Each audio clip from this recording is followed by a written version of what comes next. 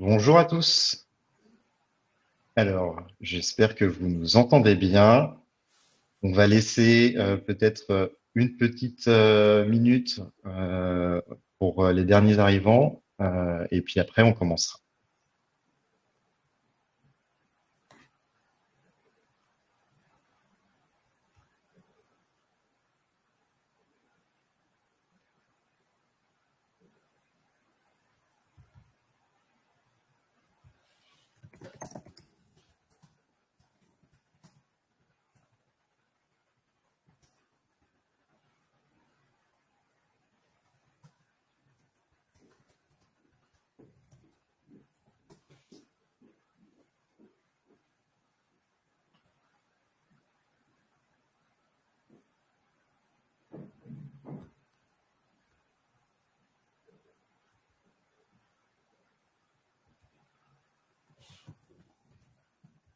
Bon, je pense qu'on peut commencer et les personnes nous rejoindront au fil de l'eau euh, lorsqu'elles arriveront. Eh bien, écoutez, bonjour à tous et bienvenue à ce webinaire. Aujourd'hui, on va se parler de prédiction des ventes. Alors, l'idée étant de répondre à une problématique assez classique du marketing, qui est comment anticiper les comportements d'achat des clients pour mettre en face la bonne proposition de valeur et le bon niveau d'investissement. Alors, la pratique en soi, elle n'est pas nouvelle, mais son exécution, en revanche, elle est souvent complexe, chronophage également, et les résultats peuvent parfois manquer de précision.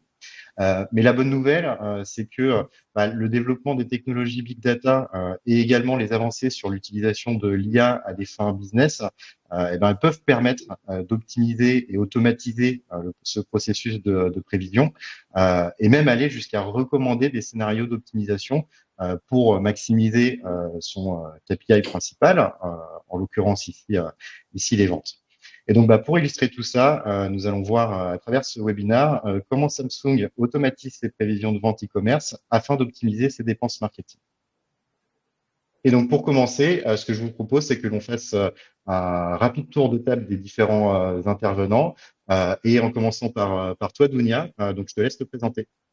Ok, bonjour à tous. Donc moi je suis Dounia Elgrou, je suis responsable analytics et conversion chez Samsung France, depuis environ 3 ans maintenant.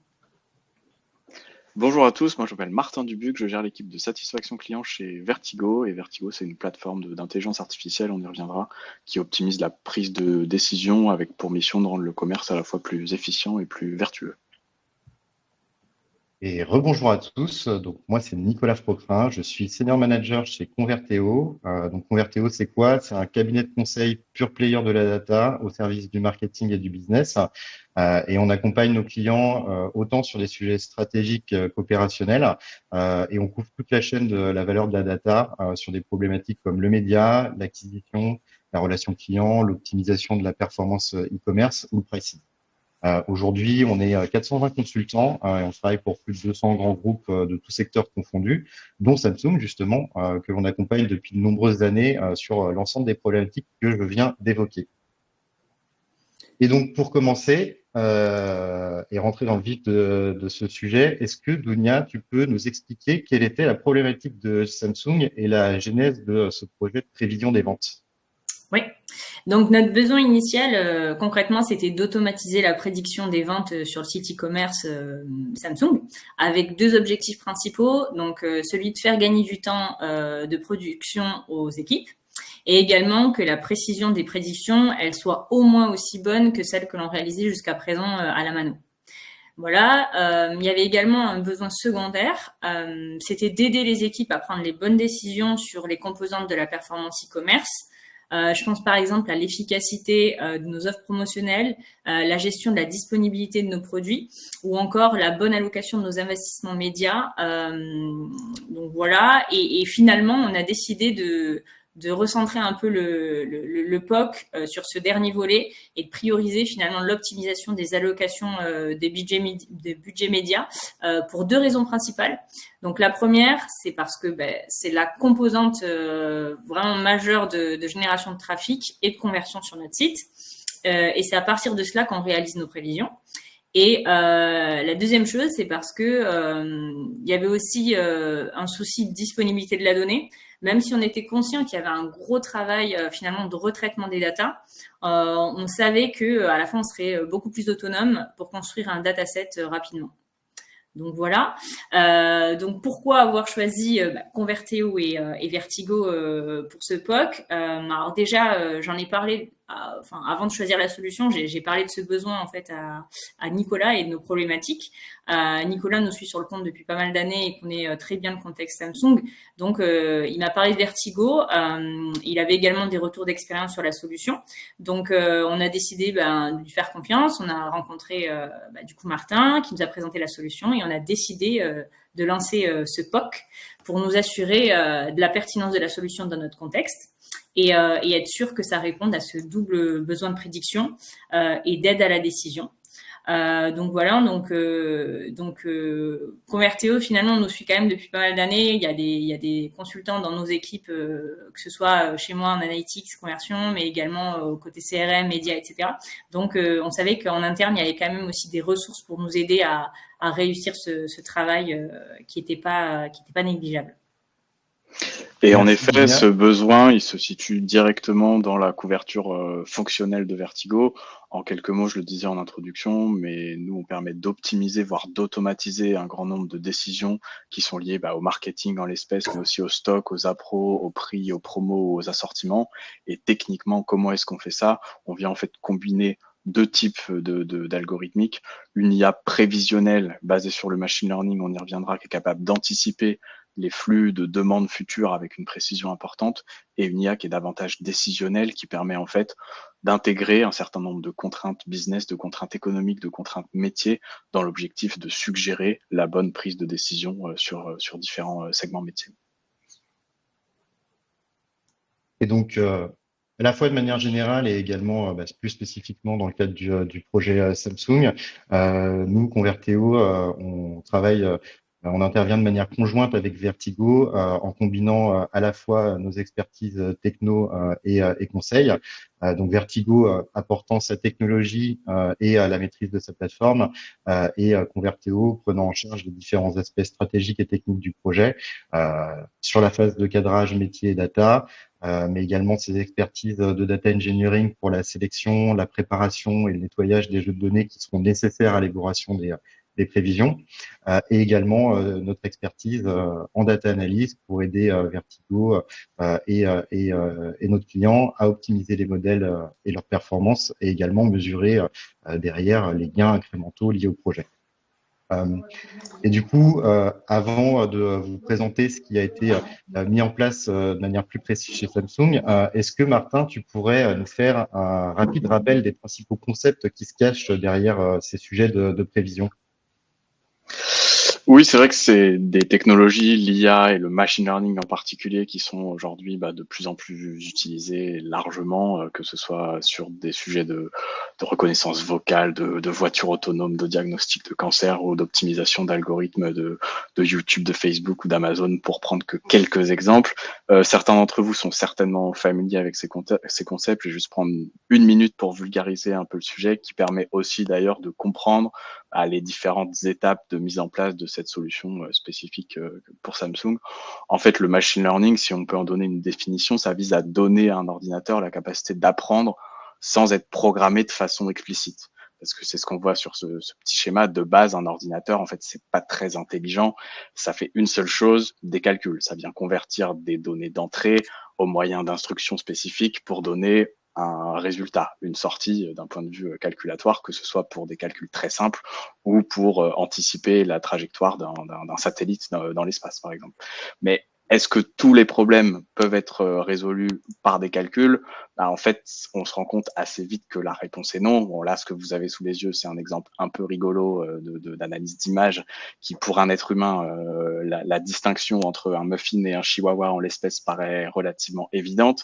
Mais on pourrait se dire, une image, c'est simplement un canevas de pixels, donc des nombres qu'on pourrait additionner, multiplier pour en faire des calculs. Seulement, pour exécuter le calcul, il faudrait qu'on soit en capacité de le détailler auprès d'un ordinateur, donc de lui dire si tu vois tel type de forme de pixels, il s'agit plutôt d'un chien, là plutôt d'un gâteau. Mais en fait, la conversion, on va dire, de ce signal électrique qui vient de nos yeux en l'idée de chien ou de gâteau, on n'arrive pas à l'expliciter. Et c'est là où le machine learning peut être très utile. Je le disais, ça vise à donner la capacité d'apprendre sans être programmé de façon explicite. Donc, concrètement, c'est un peu comme nous, êtres humains, on apprend à faire du vélo. Au début, on ne sait pas le faire. On va se mettre à essayer, à pédaler, à tomber, à se relever. Et au bout d'un moment, on arrive à faire du vélo, voire à en faire sans les mains.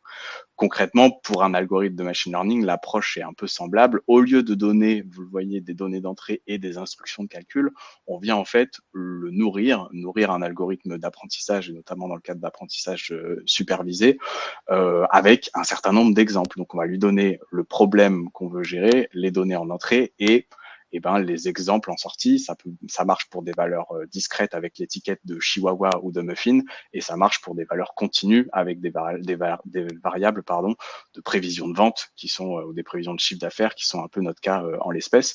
Et donc, à mesure qu'on va l'alimenter avec cette série d'exemples, on va lui donner de l'expérience, on va lui montrer la réponse que ce modèle était censé nous donner, et à partir de là, c'est à ce modèle, c'est à cette machine d'établir la correcte fonction qui permet de transformer la donnée d'entrée en donnée de sortie. Merci Martin. Et donc du coup,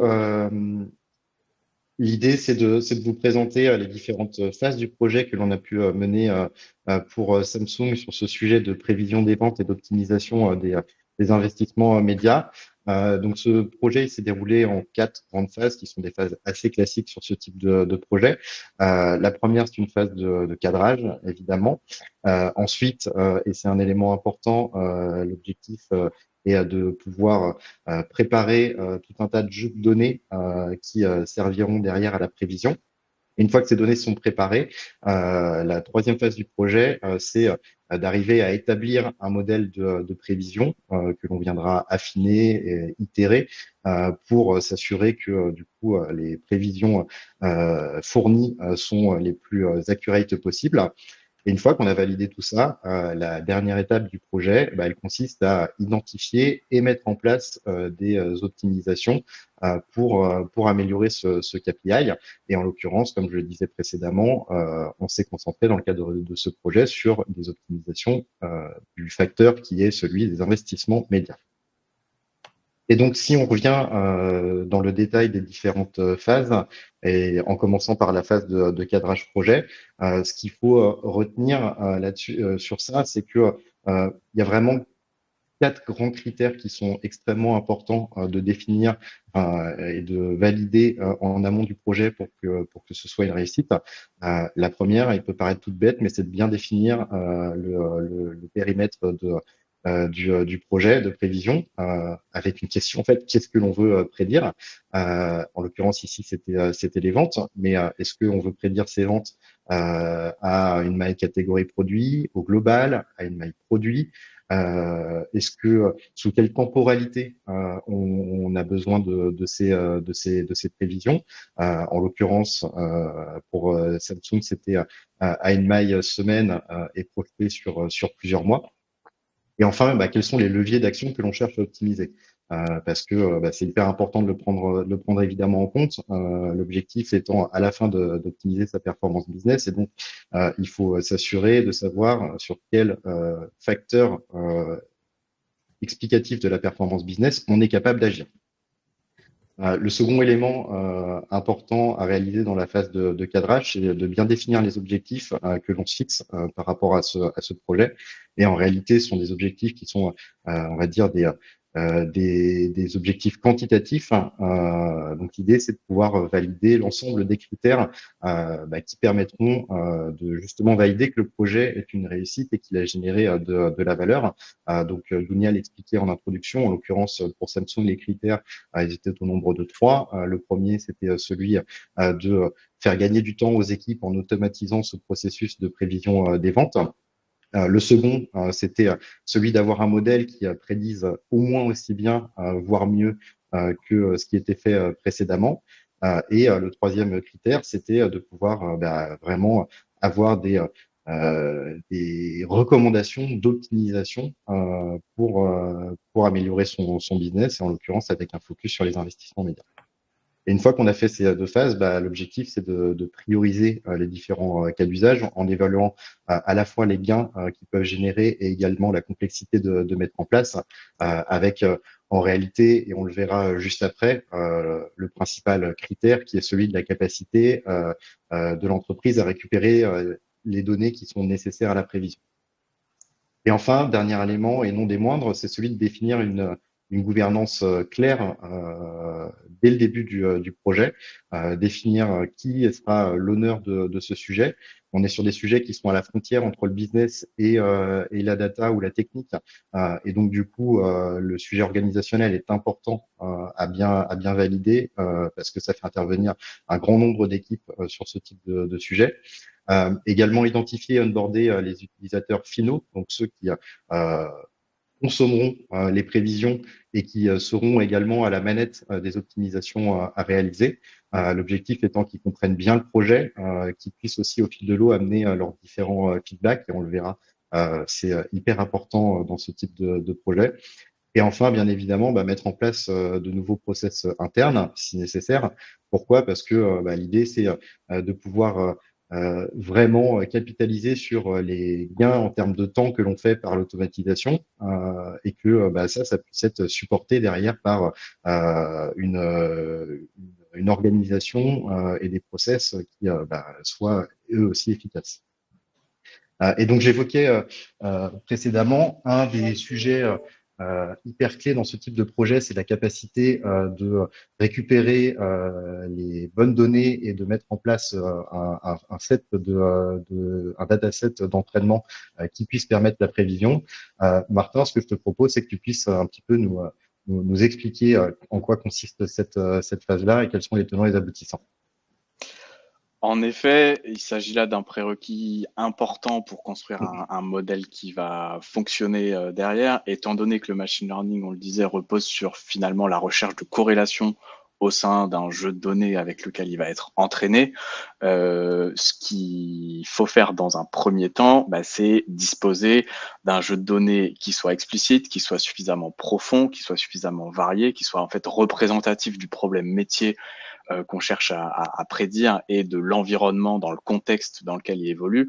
Donc, en l'espèce, ça consiste à sélectionner les données adéquates dans le data lake Samsung et de se dire, voilà, si dans un premier temps, je veux chercher à prédire le chiffre d'affaires, quelles sont les variables qui me paraissent être corrélées avec ce chiffre d'affaires et dans l'optique derrière de pouvoir optimiser les dépenses médias, les dépenses marketing associées, j'ai intérêt à également inclure ces éléments-là au sein de mon premier jeu de données. Donc là, se posent des questions avec l'ensemble des parties prenantes de où sont stockées les données, quelles sont les variables prépondérantes si je cherche à optimiser le chiffre d'affaires par canal, par division de produits, par semaine. C'est une démarche, et c'est souvent le cas, qui est itérative. On va partir des données évidentes, strictement nécessaires. On va aussi poser les premières briques de nettoyage de données. Comment est-ce que je fais coïncider des sources de données différentes? Comment est-ce que je les mets sur une maille temporelle? Comment est-ce que je vais boucher d'éventuels manques, d'éventuels trous dans mes données? Par quoi je vais remplacer des valeurs manquantes, etc. C'est des sujets de débat, mais qui sont importants pour, encore une fois, asseoir derrière la capacité de ce modèle de machine learning à prédire efficacement le chiffre d'affaires et derrière à optimiser les dépenses médias. Une fois que ce premier jeu de données d'entraînement est construit, en fait, on va chercher à établir un premier modèle de prévision et donc à entraîner un modèle de machine learning. Je le disais tout à l'heure, un modèle, c'est en fait une équation mathématique. Ce qu'on cherche, c'est à trouver l'équation mathématique qui est la plus proche de la distribution des données. C'est ce qui va nous permettre derrière de prédire une nouvelle information avec une fiabilité accrue. Là, sur la droite de la slide, vous avez par exemple, de façon extrêmement schématique, 3 types de modèles qui pourraient être faits à partir des jeux de données. Ce qu'on fait en machine learning couramment, c'est qu'on sépare ce jeu de données conséquent qu'on a pu construire et qu'on a pu nettoyer en 2 jeux de données séparés. Un jeu de données d'entraînement qui va donc alimenter le modèle d'exemple et à partir desquels il va chercher des corrélations, et un jeu de données test dont on va masquer les valeurs réelles au modèle dans un premier temps et du coup sur lequel on pourra le tester, c'est-à-dire mesurer la précision avec laquelle il est en capacité désormais de prédire en l'espèce le chiffre d'affaires réel dans un contexte donné. Donc là, ce qu'on voit sur la droite, c'est finalement 3 modèles avec ces petites droites, ces petites droites vertes qui vont être plus ou moins proches, donc avec une erreur plus ou moins importante de mes données d'entraînement en rouge et de mes données de test en bleu, donc que le modèle ne connaît pas. Et bon, ce qu'on peut ici conclure, c'est encore une fois très très schématique. Là, on est en 2D. Il faut imaginer que dans le modèle Samsung, on a à peu près 80 variables explicatives. C'est que le modèle 3 paraît globalement plus cohérent parce que il minimise l'erreur, il minimise la distance à la fois s'agissant des données d'entraînement qui sont en rouge et des données de test qui sont en bleu. Donc, dans sa logique d'entraînement, ce qui est venu faire le modèle, c'est à chaque fois s'auto-évaluer, c'est-à-dire établir cette métrique d'erreur de distance par rapport à la valeur réelle qu'il connaissait et ajuster un certain nombre de variables calculatoires dans l'objectif de se rapprocher des valeurs qu'on lui soumet en tant qu'exemple pour que, in fine, quand il est soumis à un nouveau contexte, donc là, ici, les variables, elles sont assez schématiques, mais assez représentatives des variables explicatives clés dans le modèle qu'on utilise aujourd'hui pour Samsung. C'est des éléments temporels. Quelle est la date, du coup, quel mois, quelle saison, quel est l'événement calendaire peuvent avoir lieu en même temps, quel est le canal marketing qui a été activé, à quelle division produit, de quelle division produit on parle, quelles sont les dépenses qui ont pu être faites dans le passé, quel a été le taux de disponibilité des produits en l'espèce, est-ce qu'on a eu des événements, des lancements de nouveaux produits spécifiques qui pourraient expliquer des pics importants, est-ce qu'il y a des événements concurrentiels importants qui pourraient expliquer au contraire des creux. Voilà, tout ça est fait en tout cas pour donner un contexte global au modèle et lui permettre de prédire avec des variables explicatives qui derrière pourront être utilisées dans un environnement nouveau et inconnu pour fiabiliser des prévisions de vente. Et dans ce cadre-là, l'utilité de la plateforme Vertigo, c'est d'être en capacité de tester automatiquement des centaines d'algorithmes mathématiques et des jeux de paramètres différents assez importants, voire d'en combiner plusieurs pour trouver le ou les modèles les plus fiables, et également de faciliter l'enrichissement du jeu de données, qui on le voit avant tout des jeux de données internes au data lake de Samsung, avec des variables explicatives externes qui peuvent permettre d'améliorer la fiabilité du modèle. Ça peut être des variables liées à un calendrier commercial général, ça peut être des variables liées à l'impact du Covid pour dépolluer les périodes de confinement, par exemple ici en l'espèce. Et c'est une approche qui est éminemment itérative et qui va nous permettre au fil de l'eau, avec les échanges avec l'équipe de Dounia et avec le métier, de comprendre pourquoi est-ce que le modèle était moins bon dans certains cas de figure, pourquoi est-ce qu'il l'était sur l'autre, est-ce qu'on a des données complémentaires et un contexte complémentaire avec lequel on pourrait l'entraîner pour lui permettre de justement mieux capter certains événements à côté desquels, dans un premier temps, il peut passer faute de données suffisantes ou d'une qualité suffisante de ces données.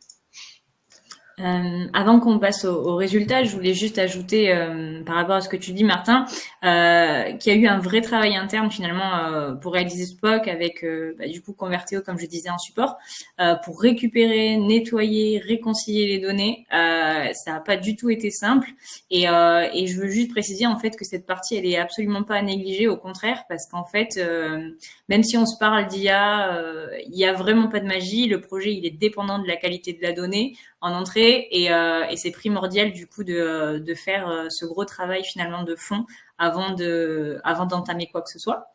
Et on a pu aussi constater que côté Vertigo, il y avait un réel contrôle du modèle, donc on a pu leur faire confiance aussi grâce à ça. Il y avait un accompagnement personnalisé step by step, donc ça c'était génial aussi. Et ça aussi, ça nous réconforte sur l'idée que finalement, même si on se parle d'IA, c'est pas totalement abstrait. Il y a vraiment des gens compétents qui peuvent nous accompagner sur ces sujets-là. Et au final, on a pu voir du coup sous le capot la manière dont la modélisation était faite. Et c'est aussi ça qui nous a permis aussi de juger des résultats à la fin du POC. Donc, si on se parle là maintenant concrètement des résultats et de la valeur ajoutée de la prévision, on a vu qu'il y a eu on a eu des précisions qui, au niveau de la data, qui atteignait 80%, ce qui était finalement le minimum pour nous requis pour juger de ce POC et de savoir s'il était probant ou pas. On a même atteint 96% sur certains mois, ce qui est quelque chose qu'on n'avait pas forcément réussi à atteindre auparavant en le faisant à notre manière manuellement. Donc ça, c'était quand même très très bien pour nous. Le modèle, il a été automatisé, ce qui permet finalement de rafraîchir simplement et rapidement les datas et d'effectuer des projections plus simplement et entre guillemets chacun des membres de l'équipe peut le faire aussi. Donc ça c'est vraiment pas mal pour être quand même très agile sur la partie prévision. Et on a aussi vu que le poids de la variable associée aux dépenses médias, elle a permis de poser les premières bases finalement, les premières pierres de l'approche de simulation cible. Et on a finalement constaté que varier ces dépenses médias implique bel et bien en fait une évolution du CA projeté. Donc ça, c'est une conclusion qu'on attendait et ça nous a permis aussi de le constater avec des chiffres réellement, quoi. Donc voilà. Martin, je te laisse la parole. Ouais, en effet, merci Dunia. Dans un premier temps, on voulait valider la cohérence des prévisions qui pouvaient être générées par ce modèle de machine learning, mais la finalité, c'est derrière d'être en capacité de suggérer aux équipes médias de Samsung le bon budget, ou en tout cas un budget qui paraît mathématiquement optimal dans le but de maximiser soit le chiffre d'affaires projeté, étant donné qu'on est en capacité de le prédire, soit le retour sur investissement entre ces dépenses médias et le chiffre d'affaires rencontré in fine. Donc en fait, sur la base de ce modèle d'apprentissage, ce qu'on est venu construire, c'est un champ des possibles, un certain nombre de scénarios, et on est venu tester justement le CA qui serait généré par division, par semaine et par canal, si on jouait chacun de ces scénarios. Et donc ce qui varie dans la définition de ces scénarios, c'est en fait le budget média qu'on suggère de dépenser semaine après semaine. Donc on a commencé avec des définitions de ces scénarios relativement simples. En fait, on partait d'une enveloppe maximum par semaine, et on venait tester de manière incrémentale par pas de centième de ce budget max ce que ça générerait en chiffre d'affaires, et du coup on venait peut-être suggérer de ne pas dépenser la totalité de l'enveloppe, mais de se limiter à, je sais pas, à 75%, parce que c'est là où on avait le retour sur investissement optimal, et c'est là où on générait déjà le chiffre d'affaires maximum. Et au fil de l'eau, en fait, on est venu complexifier ces jeux de scénarios et ces contraintes pour s'orienter vers le scénario. Ici, encore une fois, c'est très schématique. On peut lire ce schéma comme les bulles étant l'ensemble des scénarios que la plateforme est en capacité de projeter en fonction des patterns de vente du e-store de Samsung, en fonction des dépenses marketing sur les différents médias et des différentes divisions produits. On a les contraintes qui nous limitent dans la définition de ces différents scénarios. Je veux pas dépasser mon enveloppe maximum. En même temps, je veux dépenser au minimum entre 70 et 80% du budget. J'ai le droit d'allouer un certain nombre d'un budget d'un canal A vers un canal B. Par contre, je ne peux pas réallouer le budget d'une division produit donnée vers sa voisine. Et à partir de là, je vais générer l'ensemble des chiffres d'affaires projetés pour les mois à venir, par semaine, par division produit et par canal, et chercher le scénario qui vient maximiser ce ROAS, ce Return on Ad Spend, donc le ratio finalement entre ma dépense média d'un côté et le chiffre d'affaires généré de l'autre.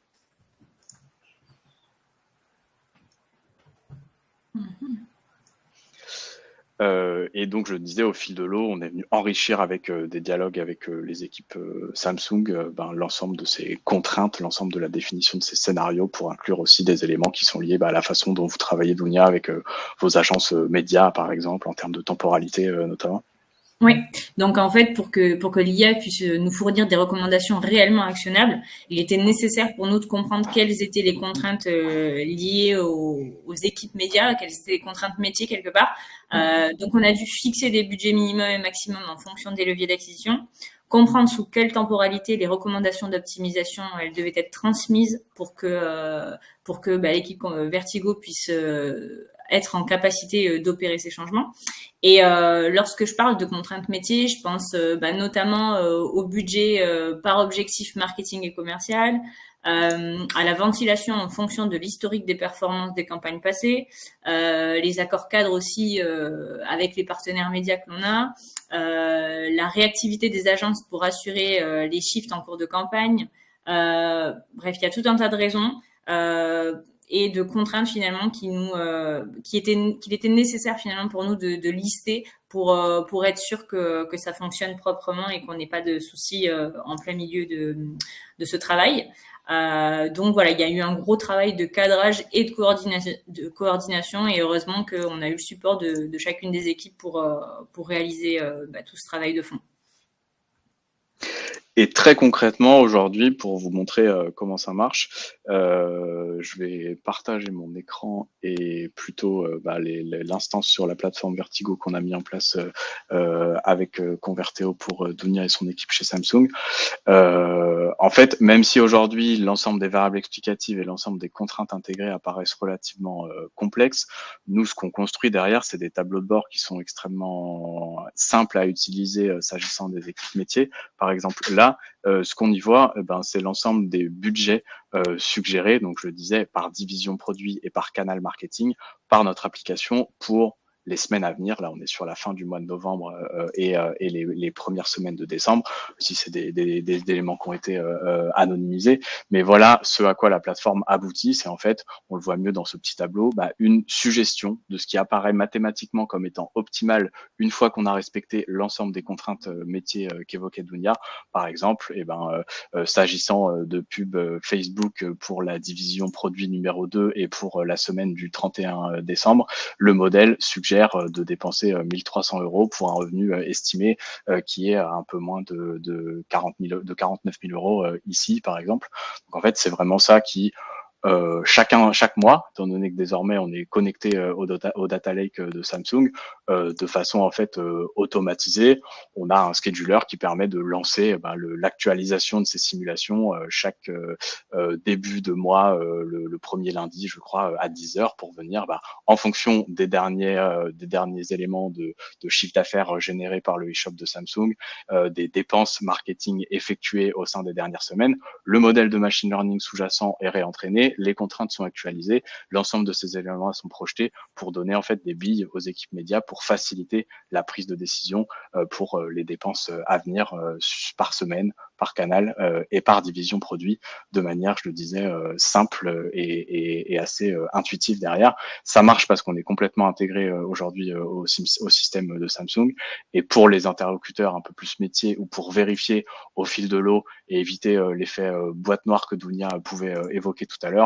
on offre aussi des capacités à des interlocuteurs un peu plus techniques de venir fouiller dans le dernier entraînement du modèle de machine learning, par exemple, et de venir comprendre quels ont été le détail des variables explicatives et leur poids relatif dans les prévisions et donc dans les optimisations qui sont générées. Ici, on voit que ce qui a compté, c'est évidemment les dépenses médias du passé, c'est le fait qu'on ait eu le lancement d'un nouveau produit ou qu'on ait eu des événements calendaires assez spécifiques qui justifient en fait la répartition des différents canaux d'acquisition et l'optimisation des dépenses médias sous-jacentes dans l'objectif de maximiser encore une fois ce retour sur investissement de la dépense média derrière.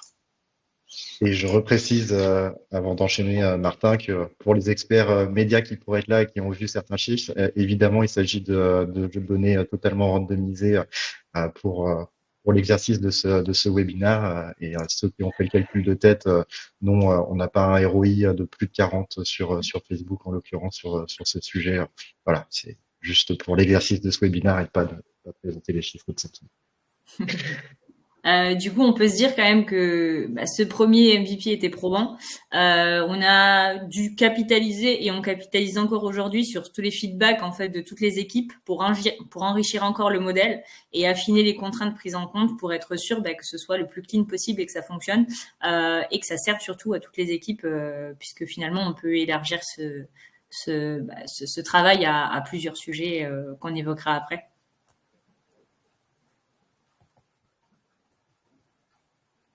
Et du coup, Dounia, est-ce que tu peux nous préciser peut-être, enfin, tu avais commencé à le faire, mais quelles sont Ouais. quelles sont les prochaines étapes du projet? Du coup, comme je disais, donc on essaie d'intégrer un maximum les retours des utilisateurs, d'affiner les contraintes et les process aussi pour que ce soit moins fastidieux et qu'on tienne compte en fait de tous les éléments entre guillemets externes à ce sujet. Du coup, on essaie aussi de se dire quelles seraient les prochaines étapes sur le sujet pour rendre le tout plus intéressant encore et puis surtout que ça serve encore plus à toutes les équipes. On essaie un peu de flaguer les besoins de chacune des équipes pour se dire comment on peut leur faire gagner du temps sur la partie prédiction et donc on pensait à différents cas de figure, mais en gros ça peut être appliqué à tout un tas de sujets, notamment les données promotionnelles. On se dit qu'il y a un gros travail à faire là-dessus et ça peut être intéressant de pousser le modèle sur ce type de sujet. Et également, l'un des sujets qu'on a décidé récemment, c'est la partie stock, où on se dit ça peut être hyper intéressant de pousser ce sujet sur les stocks afin de mieux gérer les ruptures et surtout satisfaire notre clientèle qui aujourd'hui est très demandeuse et on se dit que ça peut être un travail hyper intéressant et qui pourrait servir aussi bien à la partie analytics, mais aussi à la partie aussi catégorie manager. Ça peut être un travail finalement d'équipe qui peut être intéressant sur les mois à venir. Écoute, merci Dounia. Donc effectivement là les premières étapes du projet sont positives avec un modèle de prévision qui prédit encore mieux et de manière automatisée, une capacité à réallouer et les investissements médias et donc de les optimiser. Et comme tu disais, Dounia, les next steps que vous envisagez à tout ça, c'est finalement de travailler sur les autres facteurs de la performance business et en général, notamment pour les e-commerce, c'est lié effectivement aux investissements médias, mais aussi au niveau de générosité promotionnelle que l'on a et également à la capacité à pouvoir avoir les produits en quantité suffisante, notamment pour certaines périodes clés. Tout à fait. Écoutez, voilà, on arrive à la fin de notre présentation. Il nous reste quelques minutes pour prendre des questions s'il y en a dans le chat. Alors, j'en ai vu une, même deux. Merci Chloé. Donc, la première question, c'est quelle était la durée du POC chez Samsung? Martin, est-ce que tu veux prendre la balle au bon? Ouais, je peux. C'est un sujet qui a été initié début 2023. On s'est du coup testé assez rapidement s'agissant d'établir, on en parlait tout à l'heure, le niveau de fiabilité du modèle de prévision sur la totalité de l'année 2022. Faut savoir que la performance commerciale et les patterns de vente sont assez saisonniers et évoluent grandement au fil de l'année. Donc on voulait vraiment une année complète pour pouvoir s'entraîner et se tester. Et après, finalement, au bout de 4 mois, un premier modèle a été mis en production et depuis, on continue de l'améliorer. Donc, globalement, on est sur des durées qui se comptent en semaines avec comme prérequis le fait de disposer de données, on l'évoquait, relativement conséquentes, relativement propres et sur lesquelles on puisse, d'un point de vue technique, assez facilement s'y plugger. Et la deuxième question, c'est Dounia, vous parliez de contraintes. Est-ce que tu peux nous en dire plus sur ça? Quelles ont été les grandes difficultés rencontrées? Donc, je pense que c'est ce que tu évoquais sur la capacité à connaître les contraintes des équipes médias. C'est ça. Du coup, il y a eu une espèce de travail de recensement en fait des équipes, donc savoir quelles sont les contraintes par métier. Donc sur la partie média, par exemple, je parlais des contraintes précédemment liées aux accords cadres, par exemple, enfin tout un tas de problématiques propres aux médias. Mais c'est vrai que en plus de ça, il y a aussi le fait que on ait besoin de données, on ait besoin de vérifier finalement si ça fonctionne aussi. Donc il y a un gros travail aussi de check de la part des équipes. Il faut que les gens s'investissent aussi pour que ce POC il soit réalisable dans de bonnes conditions. Il y a un gros travail de cadrage, je le disais précédemment aussi, et donc ça sous-entend vraiment la disponibilité des équipes et le fait que tout le monde travaille un peu ensemble pour réussir ce travail commun. Et donc nous, on est content des résultats du POC. Alors ça aurait pu être différent, mais là pour le coup ça a bien fonctionné et c'est pour ça aussi qu'on fait confiance à Vertigo aujourd'hui et qu'on se dit pourquoi pas faire élargir finalement les sujets de prédiction. Mais voilà, grosso modo c'est ça. L'idée c'est il faut que tout le monde travaille ensemble et soit aussi disponible pour réaliser ce travail commun. Merci Dunia. Je vois une autre question qui est double d'ailleurs. Est-ce qu'il y a des gros changements d'une semaine à l'autre dans les prédictions de budget des ventes et comment l'équipe média mesure les faces en cas de réconciliation? Alors, il faut que je la relise avant. Ne colle pas avec les prédictions. Et Je peux question peut-être aussi. la prendre. La première partie de la question, en effet, nous, c'est une contrainte qu'on a intégrée, à savoir dans les éléments avec lesquels les agences médias, avec lesquelles Samsung travaille. Une des contraintes, c'est d'avoir une certaine stabilité dans les budgets pour pas rendre fou derrière les bids et les algos côté Google Ads ou Facebook Ads. Donc nous, on a contraint le modèle à ne pas faire varier dans les suggestions de dépenses médias de plus ou moins 30% d'une semaine à l'autre ce qu'on peut être amené à suggérer. Donc ça, c'est un élément qu'on intègre en amont et qui vient limiter le champ des possibles dans la suggestion des dépenses à allouer par canal et par semaine. Et la deuxième partie de la question, c'était qu'est-ce qui se passe quand les prévisions ne collent pas à la réalité? En effet, les variables explicatives qu'on a aujourd'hui, même si elles sont nombreuses, il y a toujours des événements extérieurs qui peuvent expliquer des variations que le modèle ignore. Donc là, ce qu'on fait, c'est qu'on s'en sert pour identifier des gisements d'amélioration futurs en termes de modélisation. Est-ce que des données peuvent être ajoutées? Je sais pas, je pense à des données concurrentielles, par exemple, s'il y a une grosse activité de concurrents directs ou des lancements de nouveaux produits côté concurrent, évidemment, ça va avoir un impact sur le chiffre d'affaires du e-store de Samsung, par exemple. Ça, c'est des choses sur lesquelles on est en train de travailler pour enrichir le modèle avec ce genre de données. En tout cas, ce qui est important, c'est d'avoir un vrai travail d'analyse derrière et de se dire a posteriori qu'est-ce qui a fait que avait été prédit X et la réalité c'est Y. Est-ce qu'on peut déjà rationaliser un peu cet écart et du coup comment est-ce qu'on pourrait à l'avenir chercher à limiter cette erreur? Et les autres questions, est-ce que on a également ajouté des données d'investissement média plutôt axé branding? Donc la réponse elle est effectivement oui, même si il reste une partie du offline à intégrer.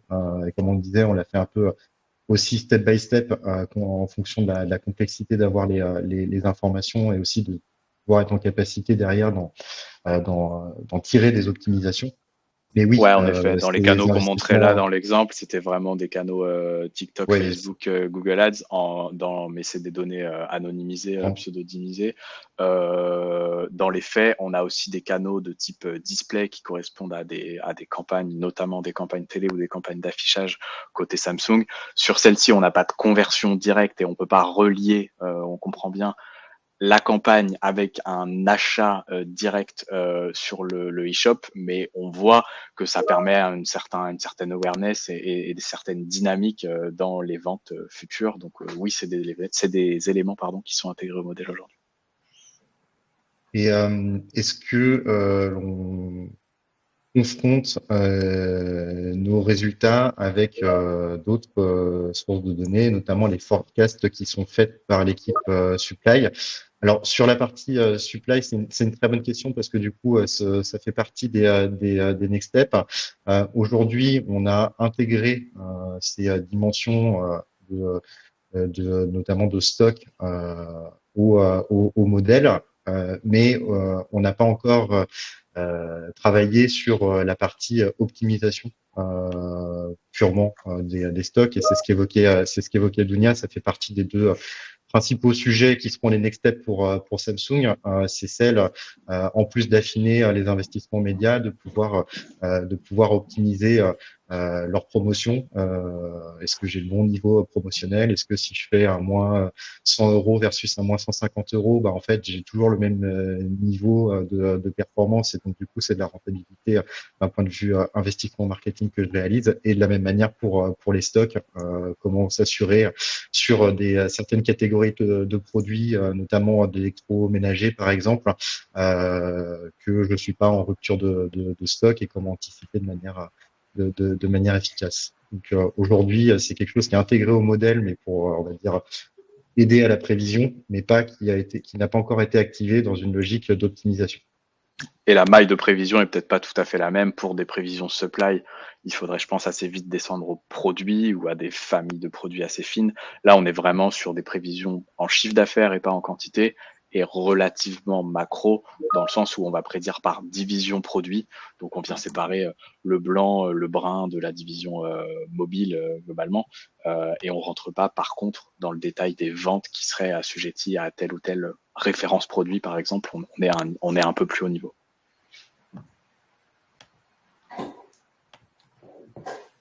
Voilà, j'ai l'impression qu'il n'y a plus d'autres questions. Écoutez, on a tenu le timing. On vous remercie.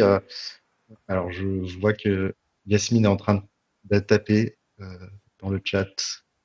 J'attends quand même, si jamais il y a une dernière question.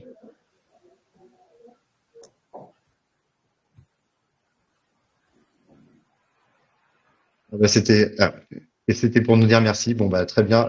Merci, Yasmine. Écoutez, on va vous libérer. On vous remercie pour votre attention. On espère que le sujet est plus clair pour vous, qu'il a pu vous inspirer également dans vos futurs projets, et bah, au plaisir de pouvoir échanger avec vous sur ces thématiques. Voilà. Excellente fin de matinée à tous. Merci à tous. Merci, bonne Merci. journée.